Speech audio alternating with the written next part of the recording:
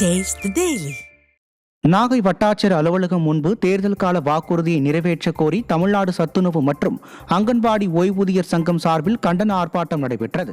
இந்த கண்டன ஆர்ப்பாட்டத்தில் ஓய்வு பெற்ற சத்துணவு ஊழியர்களுக்கு சிறப்பு பென்ஷன் 6,750 ரூபாய் வழங்குவது, மருத்துவப்படி மருத்துவ காப்பீடு வழங்குவது உள்ளிட்ட கோரிக்கைகளை வலியுறுத்தி கண்டன முழக்கங்கள் எழுப்பப்பட்டன. சத்துணவு மற்றும் அங்கன்வாடி ஓய்வூதியர்கள் சங்கத்தை சார்ந்த 100க்கும் மேற்பட்டோர் பங்கேற்றனர். வேலூர் மாவட்டத்தில் இறந்துவிட்டதாக குடும்ப அட்டையில் பதிவான பெண் நேரில் வந்து ஆட்சியரிடம் ரேஷன் அட்டை கேட்டு மனு அளித்தார்.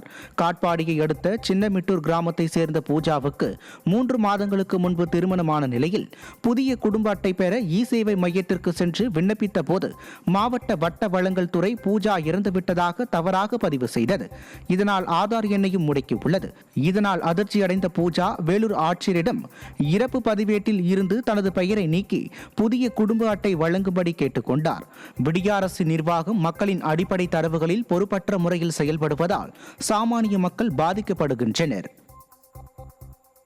கடலூர் மாவட்ட ஆட்சியர் அலுவலகத்தில் நடைபெற்ற குறை கேட்பு கூட்டத்தில் கருணாநிதி கனவு இல்ல திட்டத்தின் கீழ் தங்களுக்கு சொந்த வீடு கட்டித்தர நடவடிக்கை எடுக்க கோரி 150க்கும் மேற்பட்ட மாற்றுத்திறனாளிகள் மனு அளித்தனர். கடந்த 2022ஆம் ஆண்டு மாற்றுத்திறனாளிகளுக்கு வழங்கப்பட்ட இலவச மனைப்பட்டா மக்கள் வசிக்க இயலாத இடமாக உள்ளதால் கருணாநிதி கனவு இல்லம் திட்டத்தில் தங்களுக்கு முன்னுரிமை அளித்து சொந்த வீடு கட்டித்தர நடவடிக்கை எடுக்க வேண்டுமென மனுவில் மாற்றுத்திறனாளிகள் வலியுறுத்தினர். விடியா அரசு மாற்றுத்திறனாளிகளுக்கு முன்னுரிமை வழங்கும் லட்சணம் இதுதானா என மக்கள் கேள்வி எழுப்பியுள்ளனர். கடலூர் மாவட்ட ஆட்சியர் அலுவலகத்தில் சிப்காட் பகுதியைச் சேர்ந்த தனியார் தொழிற்சாலை ஊழியர்கள் ஊதிய உயர்வு பெற்றுத்தரக் கோரி மனு அளித்தனர். டாக்ரோஸ் என்ற தொழிற்சாலையில் பணிபுரியும் ஊழியர்கள் ஊதிய உயர்வு ஒப்பந்தம் முடிவடைந்து 29 மாதங்கள் ஆன நிலையிலும் இதுவரை தொழிலாளர்களுக்கான ஊதிய உயர்வு ஒப்பந்தத்தை பேசி முடிக்காமல் தொழிற்சாலை நிர்வாகம் கால தாமதம் செய்வதாகவும் அதை கண்டித்து வேலைநிறுத்த போராட்டத்தில் ஈடுபட்டு வருவதாகவும் கூறினர்.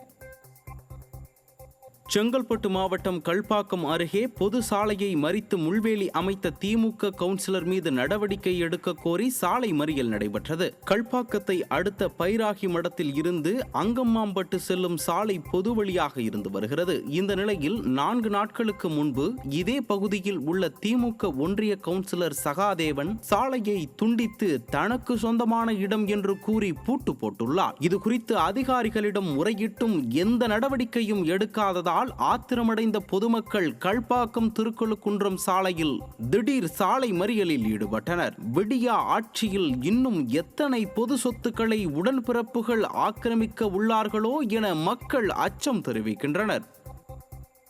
சவுதிக்கு மீன்பிடி தொழில் வேலைக்கு சென்ற கணவரை மீட்டுத் தரக் கோரி நாகை மாவட்ட ஆட்சியரிடம் மனைவி மேகலா மனு அளித்துள்ளார். நாகூரை அடுத்த சாமந்தன்பேட்டை பகுதியைச் சேர்ந்த 4 மீனவர்கள் சவுதியில் உள்ள மீன்பிடி துறைமுகத்திற்கு வேலைக்கு சென்றுள்ளனர். இதில் கடந்த ஆண்டு அஞ்சப்பன் என்பவர் உயிரிழந்ததாக தெரிவிக்கப்பட்டது. இது தொடர்பான விசாரணைக்கு பிறகு இதர 3 பேரையும் தற்காலிகமாக வேலை பார்க்க அனுமதி அளித்திருப்பதாகவும் இந்திய தூதரகம் மூலம் இந்தியா அனுப்பி வைக்கப்படும் என்றும் தெரிவிக்கப்பட்டது. ஆனால் இதுவரை தனது கணவர் விஜயகுமார் இந்தியா வர எந்த நடவடிக்கையும் எடுக்கவில்லை என்றும் கொத்தடிமை போல் இருந்து வரும் தனது கணவரை மீட்டுத் தரக் கோரியும் மனைவி மேகலா நாகை மாவட்ட ஆட்சியரிடம் கண்ணீர் மல்க கோரிக்கை மனு அளித்தார். இவங்க சாப்பாடு தண்ணிக்கெல்லாம் ரொம்ப கஷ்டமா இருக்கு. ரொம்ப அங்கே கொத்தடி மேலே இருக்கிறாங்க. எப்படியாவது அவங்களை இங்கே காப்பாற்றி ஊருக்கு கொண்டாலும் இங்கே எனக்கு அவருக்கு நான் தான் 2 பொண்ணு தான் எனக்கு இருக்கு. பொண்ணாலும் ஆதரவு கிடையாது, எனக்கு ஆதரவு கிடையாது. 80 மூலியமாக நீங்கள் ஊரும் இதெல்லாம் கலெக்டர் மூலியமாக ஏதோ ஒரு பணம் கொடுத்து இது மூலியமாக எனக்கு ஊருக்கு வர வச்சா போகிறேன். எனக்கு கும்பகோணத்தில் கட்டி முடிக்கப்பட்ட 6 மாதங்கள் ஆகியும் விடிய ஆட்சியின் நிர்வாக சீர்கேட்டால் நகர்ப்புற நலவாழ்வு மையம் திறக்கப்படவில்லை. கும்பகோணம் மாநகராட்சி சார்பில் புதிய பேருந்து நிலையம் அருகே பாத்திமாபுரத்தில் 25 லட்சம் ரூபாய் மதிப்பீட்டில் நகர்ப்புற நலவாழ்வு மையம் கட்டி முடிக்கப்பட்டு 6 மாதங்களுக்கு மேல் ஆகியும் திறக்கப்படவில்லை. உரிய பராமரிப்பு இல்லாத அந்த வளாகத்தை சுற்றிலும் மழைநீர் தேங்கி அதிக அளவில் கொசுக்கள் உற்பத்தியாகிறது. இதனால் அந்த நலவாழ்வு மையம் நோய் பரப்பும் மையமாக மாறி விடியா திமுக ஆட்சியின் நிர்வாக திறமையின்மைக்கு சாட்சியாக உள்ளது. நீலகிரி மாவட்டம் உதகையில் பல்வேறு கோரிக்கைகளை வலியுறுத்தி தமிழ்நாடு சத்துணவு மற்றும் அங்கன்வாடி ஓய்வூதிய சங்கத்தினர் ஆர்ப்பாட்டத்தில் ஈடுபட்டனர். உதகை மாவட்ட ஆட்சியர் அலுவலகத்தில் மக்கள் குறைதீர்ப்பு நாள் கூட்டம் நடைபெற்றது. அப்போது தமிழ்நாடு சத்துணவு மற்றும் அங்கன்வாடி ஓய்வூதிய சங்கத்தினர் 4 அம்ச கோரிக்கைகளை வலியுறுத்தி ஆட்சியர் அலுவலகம் முன்பு ஆர்ப்பாட்டத்தில் ஈடுபட்டனர்.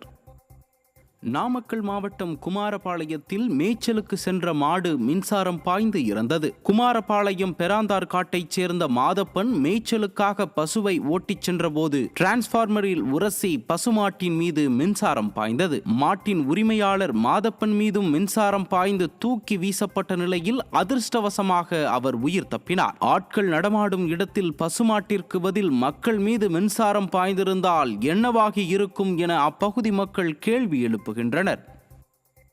விழுப்புரம் மாவட்டம் திண்டிவனம் அருகே நிலத்தை அளந்து பட்டா மாற்றம் செய்வதற்கு 5000 லஞ்சம் வாங்கிய கிராம நிர்வாக அலுவலர் மற்றும் உதவியாளர் கைது செய்யப்பட்டனர். சிங்கனூர் கிராமத்தைச் சேர்ந்த விவசாயி முருகன் தனது தந்தைக்கு சொந்தமான நிலத்தை அளந்து பட்டா மாற்றம் செய்ய கிராம நிர்வாக அலுவலர் தனவேலை அணுகியுள்ளார். பட்டா மாறுதல் செய்ய 5000 ரூபாய் லஞ்சமாக கிராம நிர்வாக அலுவலர் கேட்டுள்ளார். இதுகுறித்து விவசாயி முருகனின் புகாரில் விழுப்புரம் லஞ்ச ஒழிப்புத்துறையினர் கிராம நிர்வாக அலுவலர் மற்றும் உதவியாளரை கையும் களவுமாக பிடித்தனர்.